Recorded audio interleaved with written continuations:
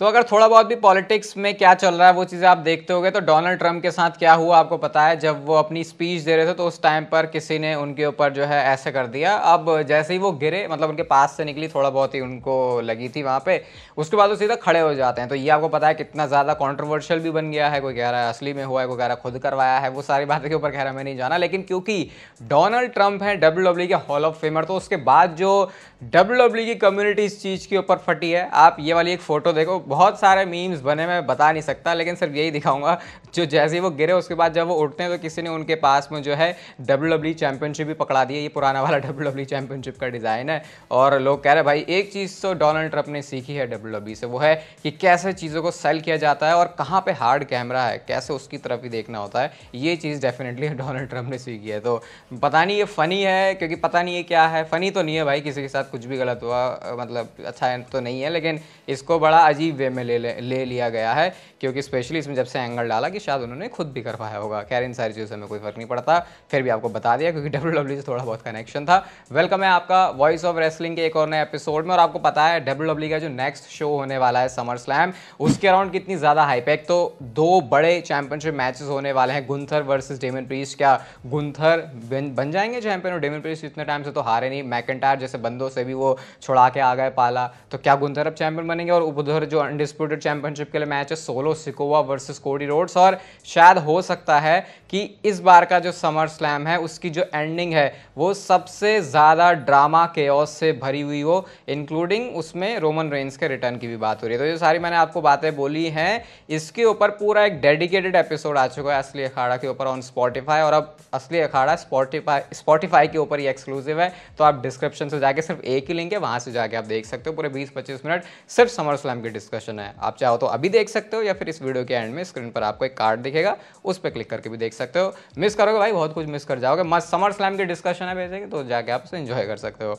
हम बात करते हैं पॉल हेमन के बारे में। तो पॉल हेमन के जिंदा होने के फाइनली हमको कुछ संकेत मिले हैं उनके सोशल मीडिया हैंडल से, जो ब्लड लाइन ने उनकी धुलाई करी थी। वैसे तो वो अभी रोमन रेंस के फादर के फ्यूनरल के टाइम पे भी फोटोज आई थी, बट अभी उन्होंने अपने इंस्टाग्राम की स्टोरी में कुछ किया है जहाँ पे सोलो डिस्कार्ड्स द ट्राइबल चीफ, और उसके बाद वहाँ पे लिखते हैं वो in case you missed it. तो ऐसा करके उन्होंने सिर्फ इसको प्रमोट ही किया है, कुछ खास अपना टेक दिया नहीं। और वैसे भी भाई पॉल हेमन ऐसा बंदा नहीं है जो कि फ्री में ओपिनियन दे दे, वो बंदा तभी बोलता है जब बात मैटर करती है। अब पॉल हेमन भी हम एक्सपेक्ट कर सकते हैं भाई, अब रोमन रेंस को एक्सपेक्ट कर रहे हैं तो पॉल हेमन भी आ ही जाएंगे टीवी पे। बिना पॉल हेमन के फिलहाल रोमन रेंस तो ऐसे थोड़े हजम होंगे नहीं शुरुआत में, और ऐसा शायद WWE करने भी नहीं वाली है। बेली अभी मैक्सिको के इवेंट में आए थे, तो यहाँ पर उन्होंने ट्रिब्यूट देते हुए एक अलग तरीके का कुछ मास्क पहना है, यहाँ पे आप देख सकते हो। कुछ बहुत खास नहीं है यहाँ पे बताने के, लेकिन मैक्सिको के इवेंट में बहुत कुछ हुआ। जिस तरीके से वहाँ पर रिएक्शन मिला है ना, WWE शायद हो सकता है बहुत जल्दी एक प्रीमियम लाइव इवेंट भी वहाँ पर ऑर्गेनाइज कर दे। और उसी मैक्सिको के इवेंट से ही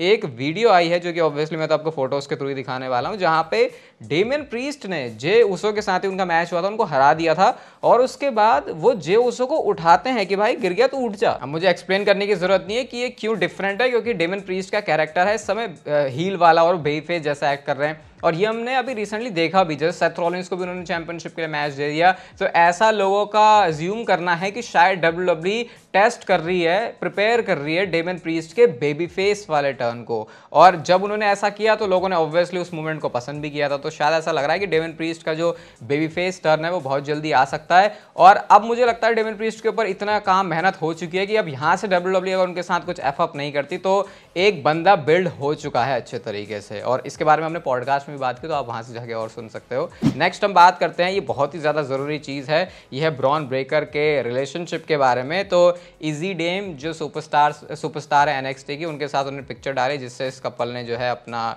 रिलेशन है उसको कंफर्म किया है। अब ये मैं क्यों बता रहा हूँ भाई, मैं इसीलिए बता रहा हूँ बस क्योंकि ये बहुत ज़रूरी चीज़ है। मतलब कुल मिला के WWE से रिलेटेड जो भी चीज़ें लगती हैं इंटरेस्टिंग मैं शेयर कर देता हूँ। ऐसा कुछ नहीं कि हमेशा बहुत ज़्यादा ही कुछ इंपॉर्टेंट होना चाहिए, बट ये इंपॉर्टेंट है। नेक्स्ट बात करते हैं इसी मैक्सिको सिटी के इवेंट के बारे में ही, तो यहाँ लाइव इवेंट के बारे में। तो यहाँ पे टिफनी स्ट्रैटन ने कैश इन करने की भी कोशिश की, वो अपना ब्रीफ केस लेके आती हैं। ऑब्वियसली वो अटेम्प्ट उन्होंने किया नहीं, मतलब कि ऐसा मैच कुछ ऑफिशियल नहीं हुआ, लेकिन ये WWE अब लाइव एंड मुझे लगता है बहुत ज़्यादा करने वाली है। आज पहली बार और आखिरी बार बता रहा हूँ, क्योंकि लाइव एंड में तो ये कभी कैश इन होने नहीं वाला। बट टिफिनी ने ये ज़रूर बोला कि शायद वो जो अपना ब्रीफ केस है उसका रंग रूप चेंज कर सकती हैं, क्योंकि टिफी टाइम है तो शायद थोड़ा सा पिंक कर दें या कुछ, तो उसके ऊपर अतरंगी कलाकारियाँ हो सकती हैं। अभी अगर उनके पास ज़्यादा टाइम तक टिका तो शायद तब होगा, जैसे हमने डेमन प्रीस्ट के पास भी देखा था, उनका भी ब्रीफ केस पर्पल कर दिया था, तो शायद वो चीज़ कुछ ऐसे टिफिनी स्ट्रैटन के साथ भी हो सकती है। लोगन पॉल और एले नाइट, ये मैच फुल्ली एक्सपेक्टेड है, आपको पता है समर स्लैम में, और चांसेस अब ऐसे लग रहे हैं कि शायद एले नाइट जीतने वाले हैं चैंपियनशिप। लेकिन लोगन पॉल का 250 दिनों का रेन हो चुका है, और इस 250 दिनों के रेन में उन्होंने अपनी चैंपियनशिप को इतना डिफेंड नहीं किया। तो ऐसा क्यों किया लोगन पॉल ने, वो बताते हैं कि उनकी मम्मी से उनको एक सलाह मिली है, और वो ये है कि अगर तुम ज़्यादा टाइटल डिफेंड करोगे ही नहीं तो तुम चैंपियनशिप हारने का भी अपना जो चांस है उसको भी ख़त्म करते हुए चले जाते हो। तो ये सिंपल सा रीज़न है कि लोगन पॉल को जो है क्यों इतने ज़्यादा चैंपियनशिप उन्होंने डिफेंड नहीं की है। पता नहीं लोगन पॉल को लेकर मेरा कैसा थॉट दिमाग चलता है, मुझे कभी ऐसा लगा ही नहीं कि जैसे कि वो इतने टाइम से चैंपियन है और उन्होंने अपनी चैंपियनशिप को डिफेंड नहीं किया है। मुझे ये भी नहीं लगता कि यूएस टाइटल बेकार हो रही है लोगन पॉल के पास, जबकि देखा जाए तो हो तो रही है बेकार, क्योंकि बंदा अगर आ ही नहीं रहा तो फिर ऐसा चैंपियन बनाने का फ़ायदा क्या। बट फिर वो जो दूसरा एस्पेक्ट है कि वो अलग अलग जगहों पर जाते हैं, उस बेल्ट को लेके जाते हैं, उससे जो वो नई आई बॉल्स अट्रैक्ट करते हैं। फिर सोशल मीडिया पे भी लोगन पॉल को मैंने आपको रिसेंटली बताया था कि सबसे ज़्यादा सर्च किसको किया जाता, तो उसमें लोगन पॉल का नाम है। तो पता नहीं एक ओपिनियन बन नहीं पाता इसके ऊपर। अगर आपका कोई टेक है लोगन पॉल के इतने कम डिफेंसेस के बारे में, इसको जस्टिफाई करने का, तो बता सकते हो, और जस्टिफाई ना करने का तो फिर है ही भाई एक सिंपल सा कि 250 दिन हो गए बंदे ने चैंपियनशिप डिफेंड की, 2 बार ही की है, तो ये कैसा चैंपियन है भाई। नेक्स्ट बात करते हैं टीएनए के स्लैमिवर्सरी इवेंट के बारे में। जैसे डब्ल्यूडब्ल्यू का रेसलमेनिया होता है वैसे इनका स्लैमिवर्सरी होता है, और मैं ये बहुत रिग्रेट कर रहा हूँ कि जब टीएनए आई थी मैंने बोला था कि मैं रेगुलर टीएनए को फॉलो करूँगा, वो हो नहीं पाया, और आई थिंक इस वजह से नहीं हो पाया क्योंकि डब्ल्यूडब्ल्यू का ही इतना कुछ होते रहता है कि भाई उसको बताने में, उसको देखने में ही सारा जो टाइम है वो निकल लेता है। बट टीएनए स्लैमिवर्सरी का जो शो है वहाँ पर इन्होंने 4000 जो टिकट्स हैं वो बेच दिए हैं, और पूरे लास्ट एक डेकेड के अंदर ये पहली बार है ऐसा कि इतने ज़्यादा टीएनए ने टिकट्स बेचे हैं। 4000 एक बहुत अच्छा खासा नंबर है, क्योंकि टीएनए का मुझे वो भी टाइम याद आ रहा है, अभी कुछ टाइम पहले 100-150 लोग भी आ रहे थे उनके शोज़ को देखने के लिए। तो इस हिसाब से जो ग्राफ है वो तो बहुत अच्छा जा रहा है, और आई थिंक डब्ल्यूडब्ल्यू के साथ कोलैब करने से भी उनको बहुत ज़्यादा बेनिफिट हुआ है। और एक तो उन्होंने चिंदी चीज़ें नहीं की कुल मिला के, जैसे AEW के अंदर भी बहुत चीज़ें अच्छी होती है, लेकिन वो कहाँ पीछे रह जाते हैं, वो जो उल्टी सीधी बातें बकने लग जाते हैं। वो ऐसा लगता है कि भाई इतना फालतू का, ऐसा लग रहा है हाइप लेने के लिए वो चीज़ें हो रही है। But thankfully and good thing है कि ये चीज़ जो है टीएनए ने बिल्कुल भी नहीं करी, उल्टा उनके तो संबंध, रिश्ते नाते डब्ल्यूडब्ल्यू के साथ बहुत अच्छे हैं।